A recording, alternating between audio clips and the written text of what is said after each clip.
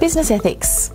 Business ethics or corporate ethics dictates the policies and best practices that address ethical morals and hardships faced while operating a business. The best practices or code of conduct are applicable to all stakeholders associated with the corporate, including individuals and the entire organisation, and how the stakeholders should conduct themselves to maintain an ethical decorum and legality while running a business. Need for business ethics. Ethics is knowing the difference between what you have the right to do and what is right to do, said by Potter Stewart, a former American lawyer and judge. The concept developed in the 1960s and 70s as globalization started taking world business to the next level. With rising interaction and an increasing focus on customer satisfaction, respecting cultural norms, social causes, it started to become an integral part of the process to connect a chord with the customers. For adding maximum value, corporates started following practices that showcase honesty, transparency,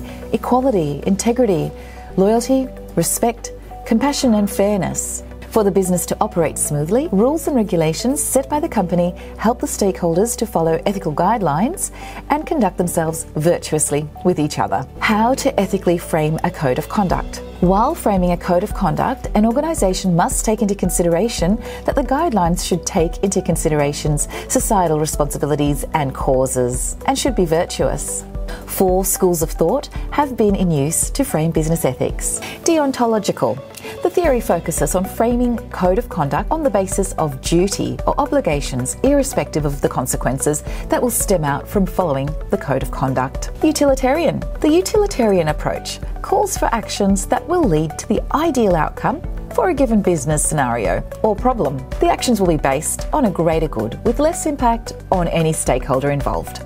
Virtue ethics. This point of view focuses on the virtue that will be obtained from the actions taken. The actions will focus on the fact that the result obtained is desirable without being connected with any certain behaviour or decisions. Communitarian. In this perspective, the individual decision maker asks about the duties owed to the communities in which they participate. Thank you again for your time.